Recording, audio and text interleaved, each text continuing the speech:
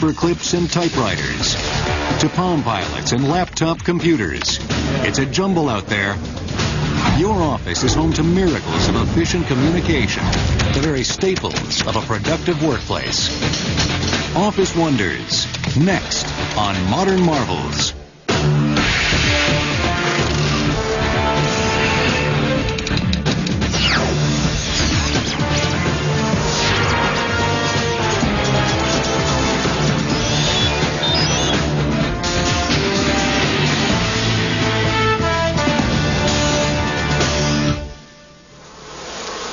This office is a model of efficiency.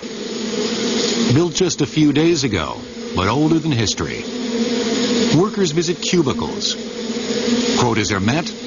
Productivity is high. The place is literally buzzing. Look closer.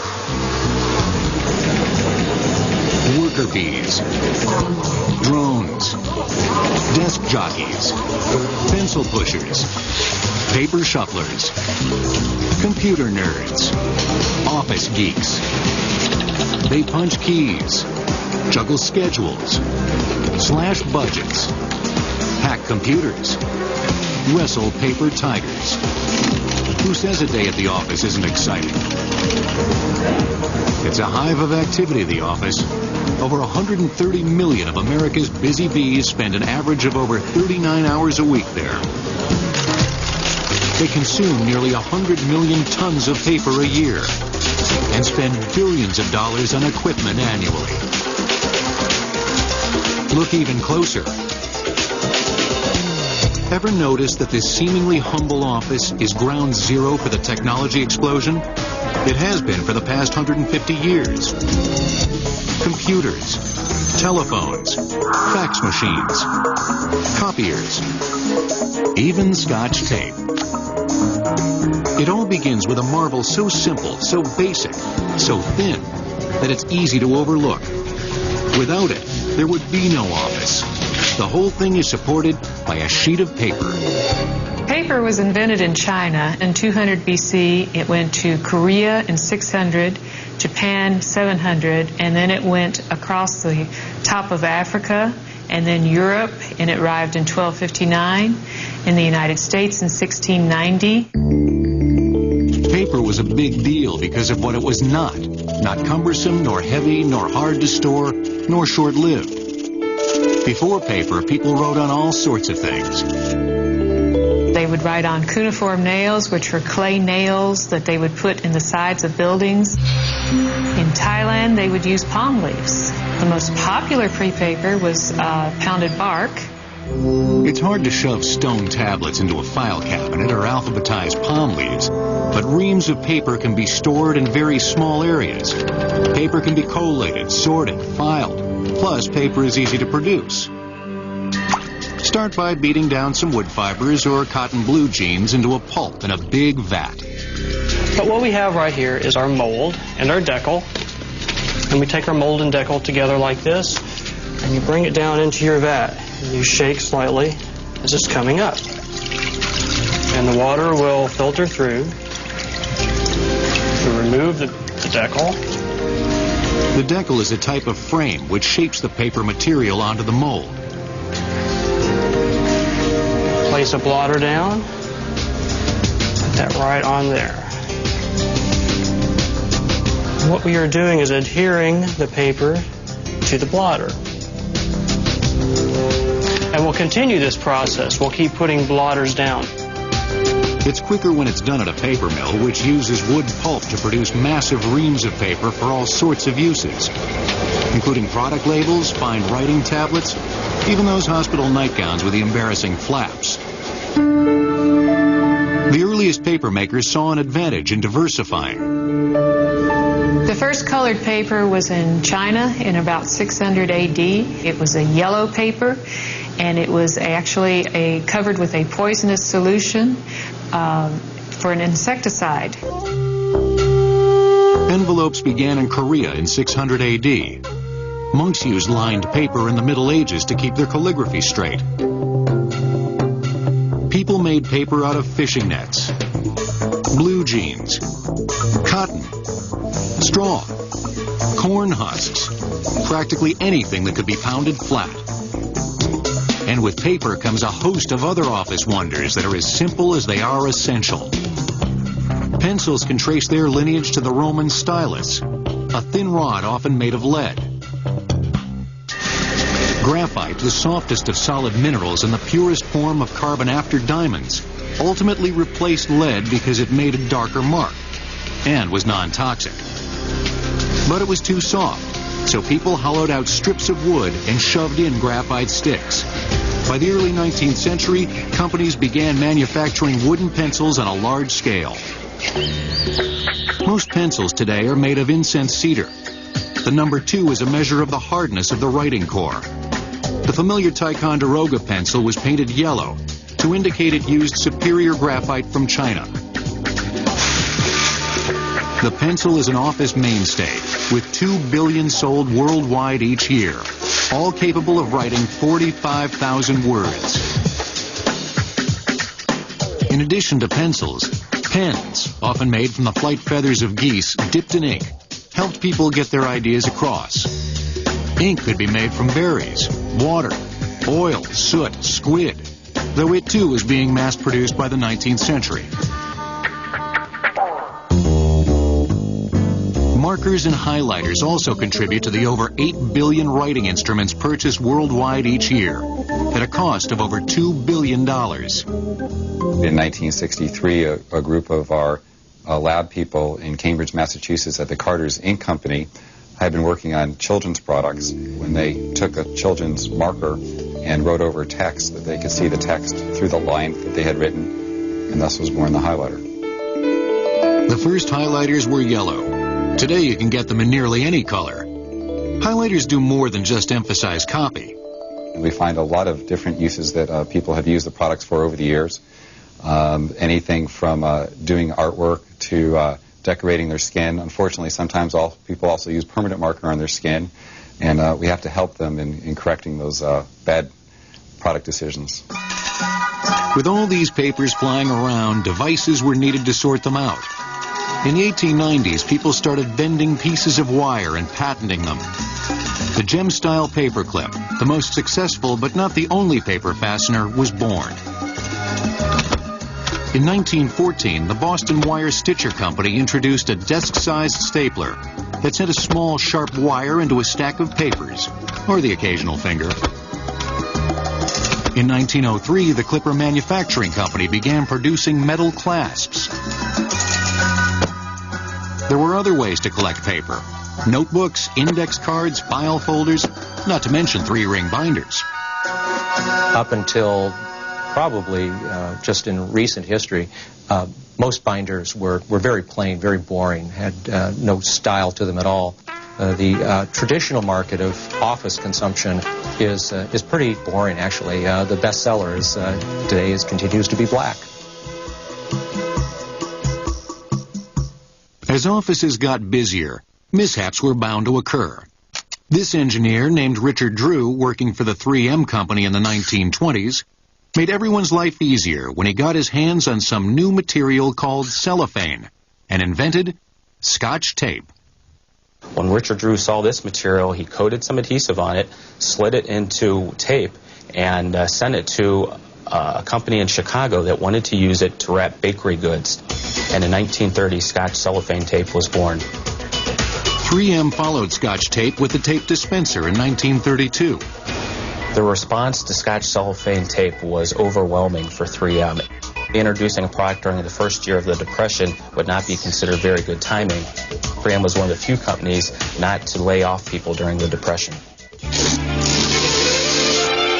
It didn't take long for Scotch tape to wend its way into offices, fixing torn pages and sealing envelopes. Today, the company produces over 900 different Scotch products. Over 90% of the offices and households in America have a roll of Scotch tape. Paper, pencils, and tape are crucial, though low-tech wonders. But at the height of the Industrial Revolution, 2 high-tech inventions would usher in the age of the modern office. Next, the telephone and the typewriter. Dallas secretary Betty Nesmith, who invented liquid paper in 1956, is the mother of Michael Nesmith of the Monkees. Office Wonders will return on Modern Marvels. During the 19th century, people began to realize the value of time. Before this, things happened at a slower pace because they had to. We traveled at the speed of horse. Distant communication was slow and trade slower. Most offices conducted business with their neighbors. Time crept along unhurried. Then came the railroads. People could ship products further, faster, and to more customers. The better you made use of time, the more products you sold, and the more money you earned. Efficiency became the name of the game. Along came the telegraph, and people conducted business by electricity, wiring orders for goods in a matter of hours. The more you sold, the more paperwork you needed to process. Enter the typewriter. The typewriter was invented at a time when the American factory system was really building steam. There were consumer goods being churned out of America's factories at a tremendous rate. But in the front office, there was a huge backlog because all the paperwork that went along with the products was done by hand. So American industry needed the typewriter to do the paperwork to keep up with what the factories were churning out. Christopher Latham Sholes, an inventor from Milwaukee, produced the Sholes and Glidden typewriter, which went on the market in 1874. The concept was simple. You press a button linked to a lever which causes an arm to swing up and whack against an inked ribbon in front of a piece of paper. This was the first typewriter. It is decorated with Victorian floral decals and gold curlicues, but there's no mistake. It is a typewriter, and it is the machine from which all modern typewriters evolved. Within 5 years, most of the bugs had been worked out, and out came a second model. The Remington No. 2 was really a perfected machine. It was eventually very successful, and it really became the archetype of old typewriters. Big black box with keys. Typewriters epitomized the spirit of invention that swept late 19th century industrial America. The real challenge in building a typewriter was achieving precision, because you had hundreds of parts that all had to work together to print a character on the page, space it one character down for the next one, type uniform straight lines. Typewriters helped people standardize and streamline. For instance, the 8.5 by 11-inch sheet of paper used for business correspondence was established by the typewriter. And carbon copy invoices were more legible when they were typed rather than handwritten. Soon, typewriters began streamlining too, and adding improvements.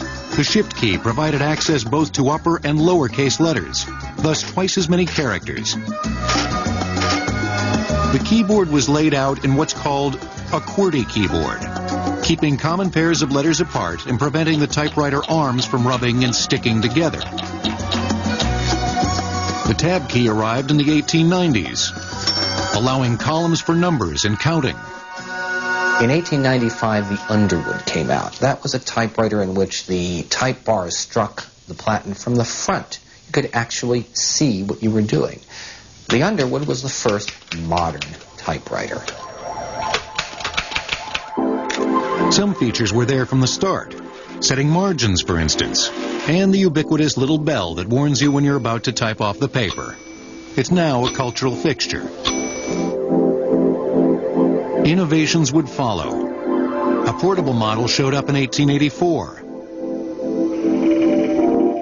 An electric one in 1902. Electricity being scarce in 1902, it didn't really wow the business world. It was left to a time clock and punch card sorting company called IBM to make the first successful electric model in 1933. In 1961, they wowed business again with their Selectric typewriter. The IBM Selectric was a groundbreaking typewriter. You had a machine in which the carriage did not move. The element moved side to side, and this little ball danced along the paper. It was wonderful to watch. It worked beautifully. Typewriter manufacturers introduced another office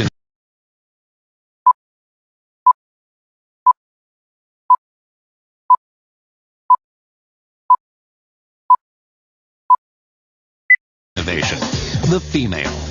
The first makers of the typewriter, the Remington Company, actively recruited women to learn how to use the machine so that they could be hired as operators of the machine.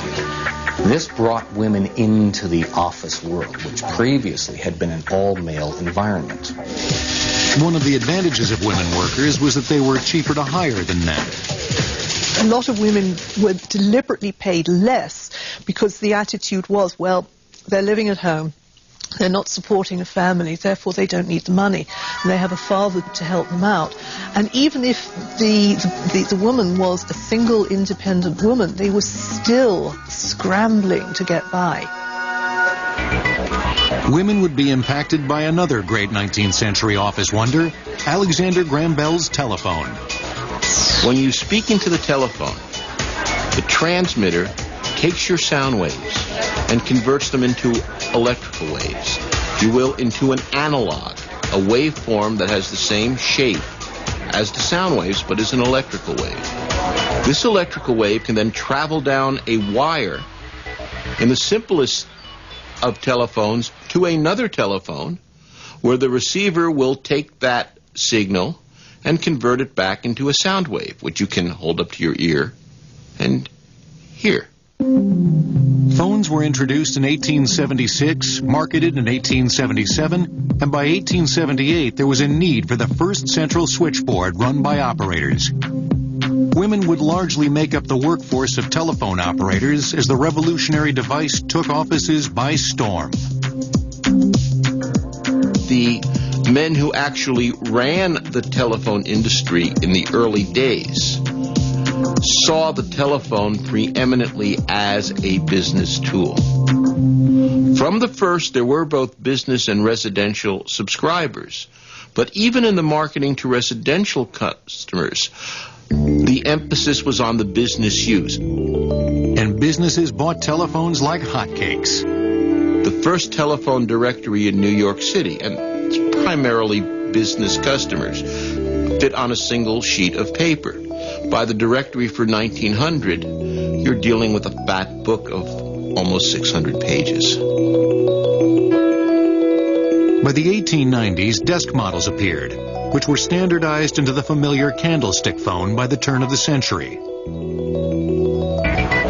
Multiple line phones appeared in 1892. Sub-switchboards called private branch exchanges, or PBXs, appeared in the 1890s. Office buildings could now have a local network. AT&T itself, American Telephone and Telegraph Company name, first appears in 1885.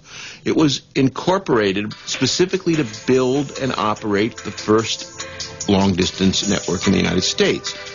It started construction in New York, building out in every direction, and reached its initial goal, Chicago, in 1892. Long-distance calls were nearly all business-related due to the cost.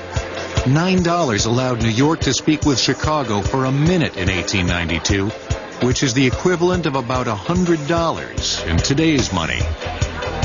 Similarly, when long-distance service became available from the Atlantic to the Pacific, the initial rate was $20.70. With such prices, calls tended to be made for those uses where the financial benefits were commensurate with the cost.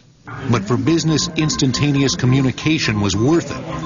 The telephone made it possible to more closely coordinate economic activities, business activities occurring in different places than any previous device. There are some advertising brochures that AT&T put out in the 1890s. On them it says, the mail is quick, the telegraph is quicker, but the telephone is instantaneous and you don't have to wait for an answer. It's interactive. And businesses seized on this. In 1927, North America and Europe could talk for $25 a minute. Other crucial business innovations included the hold button and key sets with extra rows of buttons for tailored office tasks. Mobile phone service began in St. Louis in 1946. Speakerphones arrived in the 1950s, and touch-tone service in 1963. Toll-free 800 numbers soon followed. AT&T introduced the first answering machines in 1953, marketed just towards business customers. Another innovation is older than people think and was primarily used by businesses in the early days were telephone credit cards. AT&T introduced the telephone credit card in 1939, and it was designed for people like traveling salesmen who'd have frequent needs to call home from the road. The telephone allows businesses to run at the speed of sound. Today, it is unimaginable to think of an office without a telephone, just as it is unimaginable to think of an office without a copying machine. But it took clever marketing on the part of a little company called Xerox to convince businesses that they would ever need to make hundreds of copies of the same sheet of paper. Next, all about facsimiles and copies. Alexander Graham Bell's cousin, Chichester Bell, was an early patent holder in 1886 of an office dictation machine that would become the dictaphone. Office Wonders will return on Modern Marvels. By the 1920s and 30s, offices were becoming models of efficiency. Uniformity was key. The parts of the office were like interchangeable cogs in a great machine. If a cog or a worker broke, another identical one could be put in the same place. If you think about the design of offices, there is a little parallel here to the design of early factories. When the factories first started appearing, they were designed to get the maximum use of the machine. So forget the human operatives. Who cared about them? Plenty more where they came from. Huge office buildings had rows and rows of identical desks and lamps and workers behind them. Every once in a while, someone would jump out the window. But other than that, it seemed to work. What the office lacked in personality, it made up for in efficiency. It seems natural for office managers to take advantage of a machine that could duplicate documents exactly, but they didn't. First of all, carbon copies existed. But carbon copies could only make 3 or 4 copies at best, and they were hard to deal with. But a little company named Haloid was about to change everything. The Haloid company started here in Rochester, very, very small company, actually in competition with Eastman Kodak. And they started to search for new product. And they were looking for something new and different for the future. They found it with a lawyer named Chester Carlson. He actually was educated as a physicist.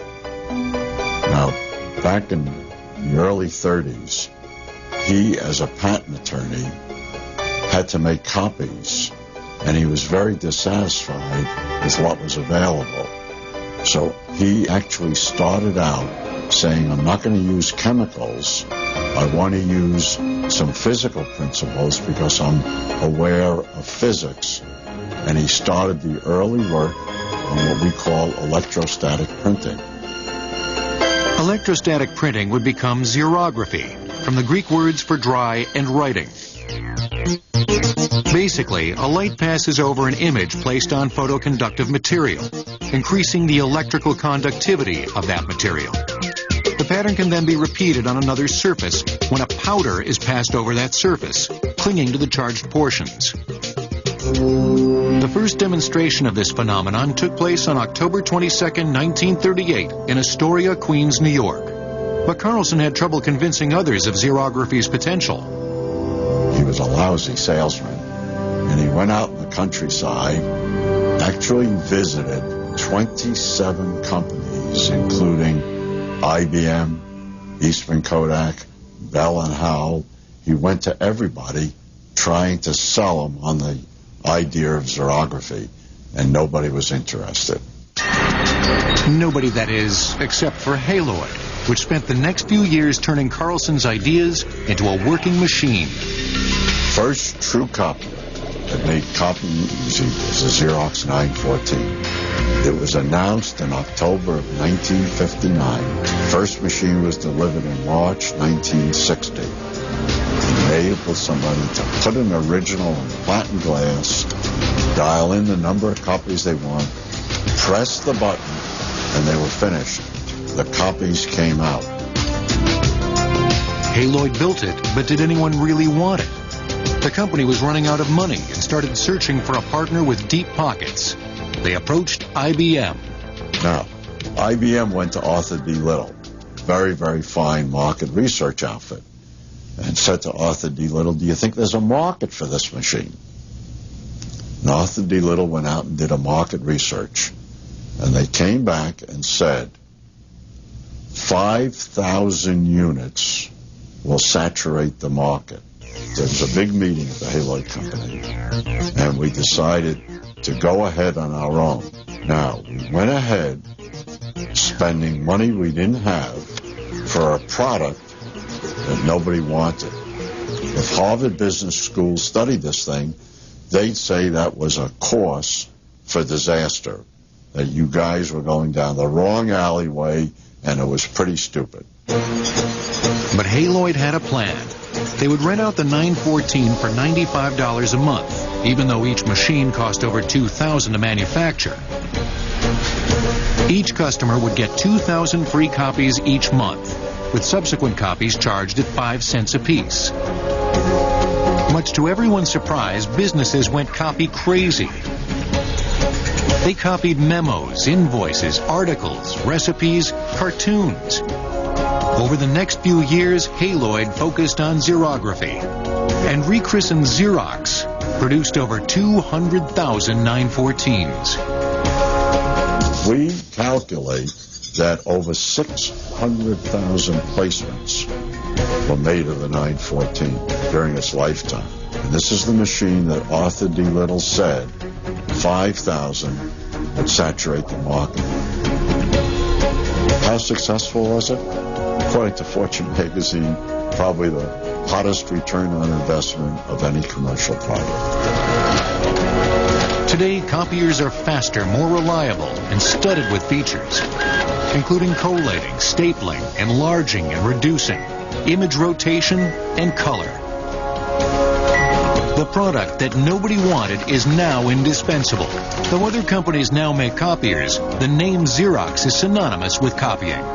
Copiers change the office environment in really one fundamental way, and that's communication. Prior to the office copier, communication was very difficult in the office. And that really was the change that the copier brought to corporate America and then on a worldwide basis. Today it improves workflow, it improves productivity of everyone. Now, if only you could take a page and send a copy of it somehow, instantaneously to someone far away, that would be impressive.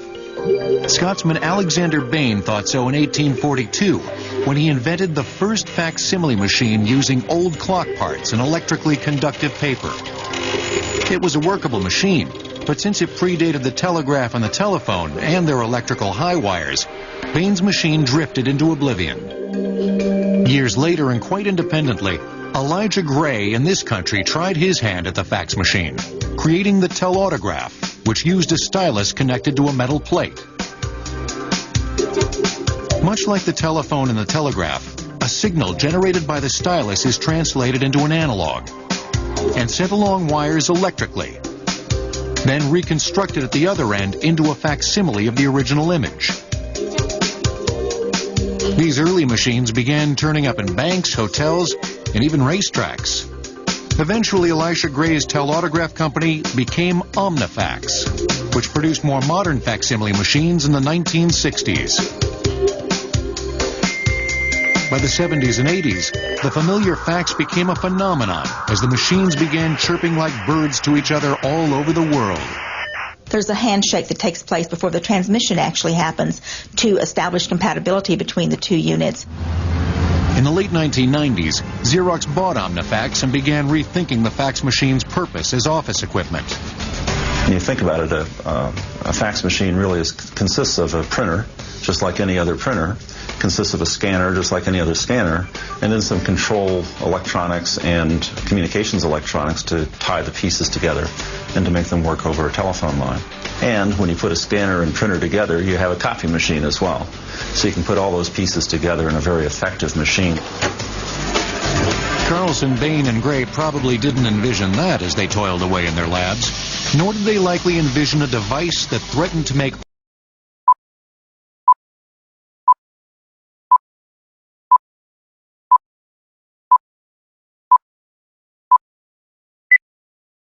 all their revolutionary ideas, even paper itself, obsolete. Next, the personal computer. Consumers spend nearly $900 million annually on ballpoint pens, though most individuals borrow theirs from the office supply cabinet. Modern marvels will return. The modern computer began so innocently as a way to quickly count heads. All the heads in the whole country. Census takers took forever to analyze the information they got from their statistics. By the time they figured it all out, it was time to start the count all over again. There had to be a better way. But there wasn't. Not yet, anyway. Census takers needed some sort of tabulating machine that would speed the process up. And to do that, they would need some form of data or some way of collecting the information. So they created some cards that could have holes punched in them. And they created a tabulating machine which would take these cards and tabulate the results. If tabulating machines or calculators could count heads, maybe they could figure other things. The first real machine built was by the U.S. Army to do ballistics calculations, to try and assist in improving artillery tables based upon wind and weather and things like that. So it was a way to alleviate and speed up computation when you need it. So the initial intent was numeric applications. These were no pocket calculators. Some of them, like the ENIAC, for example, was 100 feet long, 10 feet wide, several feet high. The early machines had 18,000 vacuum tubes in them. They weighed tons and used 200,000 watts of power. So they were very large, and surprisingly enough, not more than, say, a few times faster than a human being could do the addition. Each computer would have to be instructed or programmed to do a specified task. Basically, a computer is some electronic circuits who only care about being on or off. And therefore, you send it a list of instructions that tell a series of circuits to be on or off. You can do numerical calculations just using 1 and 0. It's a binary arithmetic system. And computers basically are capable today of doing 1s and 0s, and the instructions tell it how you want those and in what pattern, and that basically allows it to be very functional, have a wide variety of things that it can do based only upon those instructions that you send it. Hence the punch cards, with holes triggering circuits to turn on or off. Punch cards were in fact the first software. Software is basically the instruction stream that makes the computer do what you want it to do. It's interesting because you can make the computer do it either crudely or elegantly, and so software is both art and science in the way that it comes together. Business soon saw office applications for the calculating tabulators and began incorporating them into offices, often to handle payroll functions. The problem was, these early machines were the size of offices.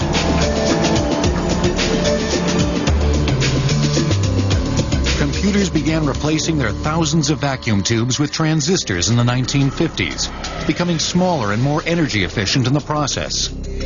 Integrated circuits and microchips shrunk the computer even smaller. Soon they could fit neatly on the top of a desk. Born in the 60s, the personal computer began reaching into offices in the 1970s, and suddenly offices were moving at the speed of light. the computer completely automated the ability to generate documents.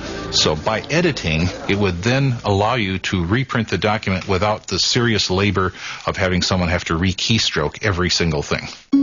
Change fonts, shuffle paragraphs, correct mistakes. Goodbye, typewriter.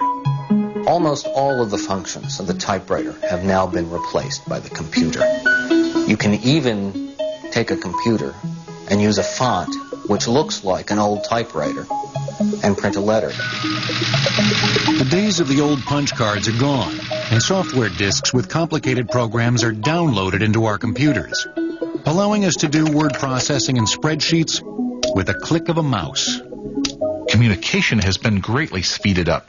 I think it's really wonderful to see people send a message out and within 30 seconds get a message back from someone across the country. Now, just like phones, computers can talk to each other using local networks, providing instant access to all kinds of electronic information. The computer gradually develops a digital nervous system in which they're all connected to each other and they can communicate all the time.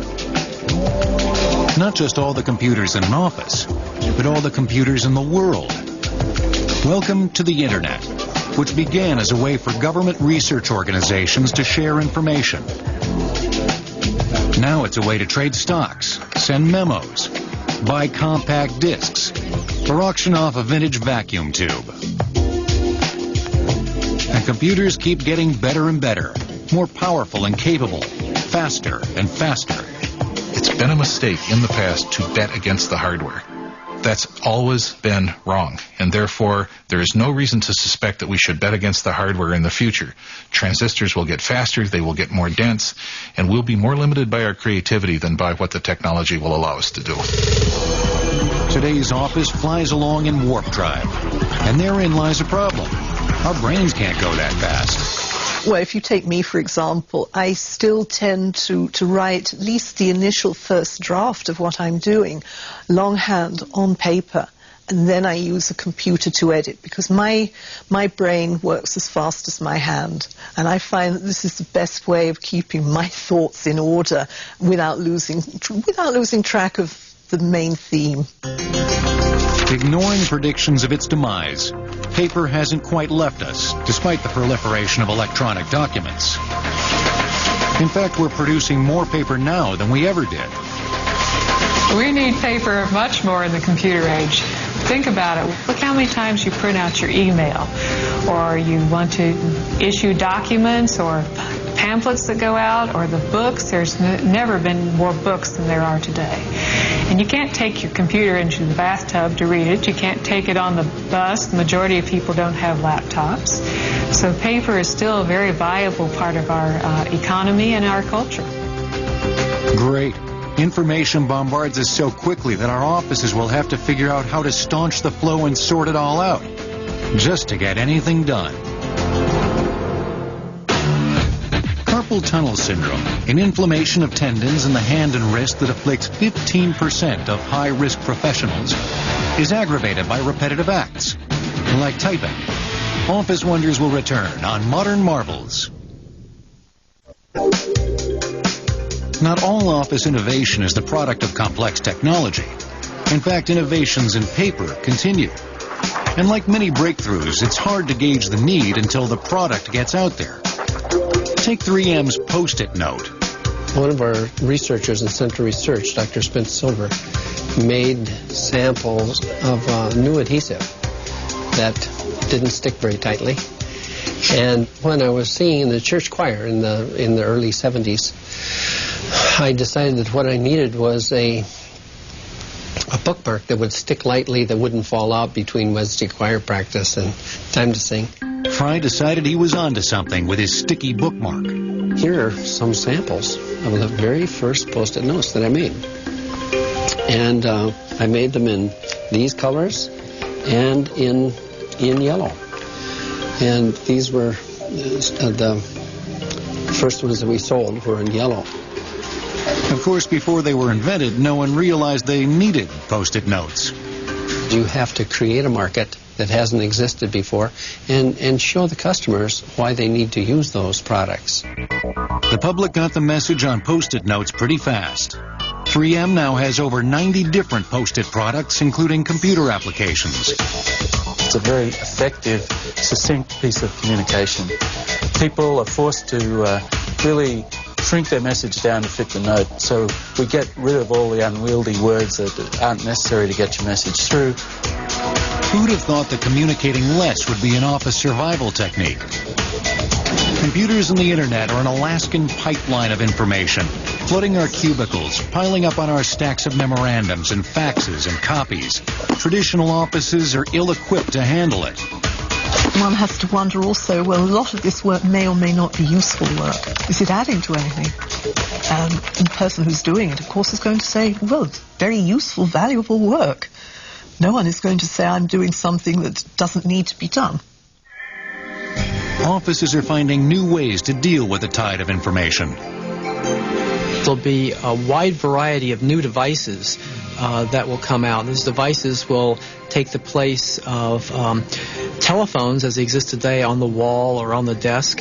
Maybe they'll be in your microwave oven. Maybe they'll be on your refrigerator door. Maybe you'll step into your automobile and while you're driving to work, talk to someone through a very easy-to-use interface without having to hold something in your hand. Devices in the future will no longer look exactly like the standard telephone we know of today, nor will they look like the standard computer that we use today. They'll be adapted to fit the way you're used to working or the way you're used to living. How about telephones that automatically route your business calls to whatever phone you're nearest, even if you're 1,000 miles from your office, just by punching in a code? Video conferencing, in which multiple cameras home in on whoever's talking. Now, if you could fast forward in the future, wouldn't it be nice to have not just a two-dimensional representation of the people from the far end, but more of a three-dimensional representation? And holography in the future may be the way that we communicate not just a flat image of a person, but a three-dimensional image of a person that is part of a video conference. Maybe they'll call it a holoconference. Imagine having a conference with someone who isn't really there. How about having it in an office that doesn't exist? Jennifer Johnson runs a marketing firm called Johnson & Company with 16 employees from a virtual office. We have our corporate headquarters on the internet as opposed to any bricks and mortar facility. In fact, when people ask me, when you get bigger, are you going to want to have a physical office? I'd view that as a step backwards. What we do is give people the opportunity and ultimate flexibility to work out of their own homes, to determine their hours, how they want to get their work done, when they want to get it done. Johnson's co-workers connect and communicate, strategizing for clients, analyzing data, and doing market research across 4 time zones, through the phone and the internet. Johnson can review a memo in California at 11 and instantly send it to co-worker Jordan Karpowitz at her apartment in New Jersey at 2.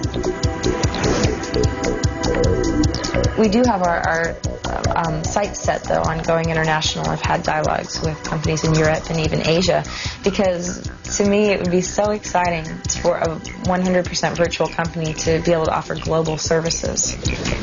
But what about those people still working in the brick and mortar buildings? There will always be some sort of office, some sort of central place where people can go, because after all, human beings are social animals. We do learn from each other, we interact with each other. The office is a place of work as well as a place of social interaction. So yes, I think that there will always be an office. Those brick and mortar guys are finding ways to innovate too. Take John Ferrara, who runs a software company called Goldmine. Goldmine makes a software application that works like an electronic scheduler, coordinating and interconnecting the workday priorities and plans of everybody in an office, plus clients. It ties people together so that they can all keep track of the relationships, what's pending, who's going to do it, and what's been done. Not surprisingly, this cutting-edge software company takes a new approach to the traditional office dynamic. They want their employees to be more than just parts in the machine that is the office. They want them to be happy. Goldmine thinks happy workers are more productive ones. This is not your father's office. This is a whole new way to get the message out, to communicate. And it always goes back to communication. That's what an office is all about. And that's what all this technology is supposed to do. But it can be overwhelming. Sometimes you need to step back from it all. That's why we have the office here at the beach. That's why we have benefits enable people to go to the gym and work out in the morning or at lunch, or go to the beach and run on the beach, or surf in the morning or in the afternoon after work. I work from 7 to 4 just so I can get off at 4 and surf until dark. High-tech software company with an office on the curl of a wave. Surfing the net 1 minute, surfing the Pacific the next. All these high-tech marvels just might help us busy bees get a bit more low-tech with our hectic lives. The office of the future is a pretty exciting place when you think about it. Almost makes you look forward to going in tomorrow. Almost. Former U.S. Marine, drill instructor, Vietnam veteran. Now he's facing his greatest challenge. Your question. What does GI stand for? What kind of grabastic unorganized question is that? Join R. Lee Ermey. Can it, numbnuts? Now listen up. Want to know how to drive a tank? How a gas mask works? What dog tags are used for? I know all the answers, so ask the questions, maggot. Mail call, Sunday nights at 10 on the History Channel. Ask at your own risk. Now an exclusive offer from the History Channel. You can own the program you've just seen on video cassette for only $24.95 plus shipping and handling. To order, call 1-800-708-1776 or shop online at historychannel.com.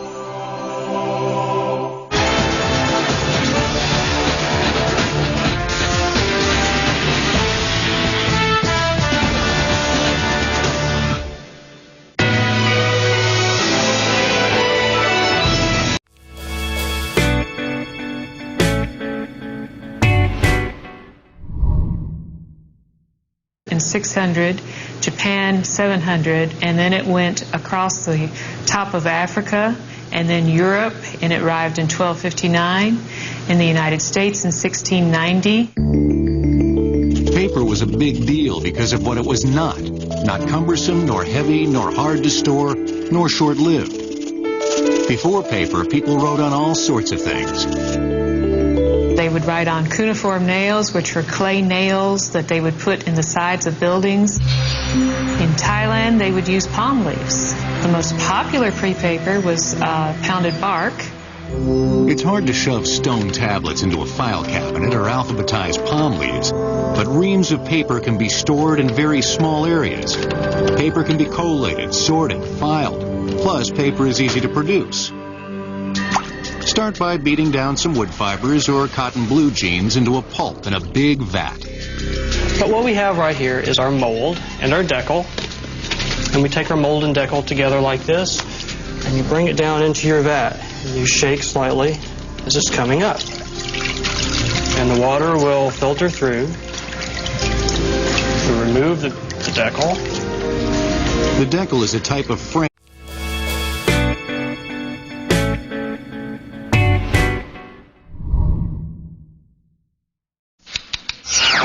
From paper clips and typewriters to Palm Pilots and laptop computers, it's a jumble out there. Your office is home to miracles of efficient communication, the very staples of a productive workplace. Office Wonders, next on Modern Marvels.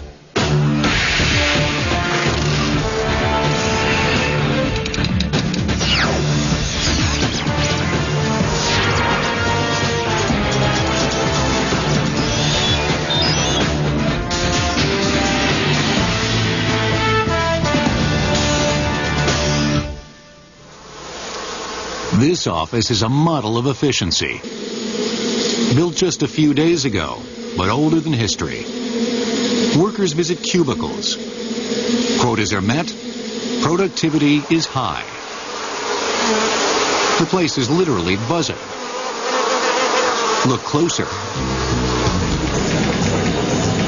worker bees, drones, desk jockeys, pencil pushers, which shapes the paper material onto the mold.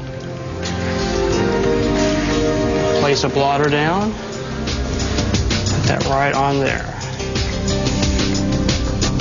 What we are doing is adhering the paper to the blotter. And we'll continue this process. We'll keep putting blotters down. It's quicker when it's done at a paper mill, which uses wood pulp to produce massive reams of paper for all sorts of uses, including product labels, fine writing tablets, even those hospital nightgowns with the embarrassing flaps. The earliest paper makers saw an advantage in diversifying. The first colored paper was in China in about 600 AD. It was a yellow paper, and it was actually covered with a poisonous solution for an insecticide. Envelopes began in Korea in 600 AD. Monks used lined paper in the Middle Ages to keep their calligraphy straight. People made paper out of fishing nets, blue jeans, cotton, straw, corn husks, practically anything that could be pounded flat. And with paper shufflers, computer nerds, office geeks. They punch keys, juggle schedules, slash budgets, hack computers, wrestle paper tigers. Who says a day at the office isn't exciting? It's a hive of activity, the office. Over 130 million of America's busy bees spend an average of over 39 hours a week there. They consume nearly 100 million tons of paper a year and spend billions of dollars on equipment annually. Look even closer. Ever notice that this seemingly humble office is ground zero for the technology explosion? It has been for the past 150 years. Computers, telephones, fax machines, copiers, even Scotch tape. It all begins with a marvel so simple, so basic, so thin, that it's easy to overlook. Without it, there would be no office. The whole thing is supported by a sheet of paper. Paper was invented in China in 200 BC. It went to Korea. Here comes a host of other office wonders that are as simple as they are essential. Pencils can trace their lineage to the Roman stylus, a thin rod often made of lead. Graphite, the softest of solid minerals and the purest form of carbon after diamonds, ultimately replaced lead because it made a darker mark and was non-toxic. But it was too soft, so people hollowed out strips of wood and shoved in graphite sticks. By the early 19th century, companies began manufacturing wooden pencils on a large scale. Most pencils today are made of incense cedar. The number 2 is a measure of the hardness of the writing core. The familiar Ticonderoga pencil was painted yellow to indicate it used superior graphite from China. The pencil is an office mainstay, with 2 billion sold worldwide each year, all capable of writing 45,000 words. In addition to pencils, pens, often made from the flight feathers of geese dipped in ink, helped people get their ideas across. Ink could be made from berries, water, oil, soot, squid, though it too was being mass-produced by the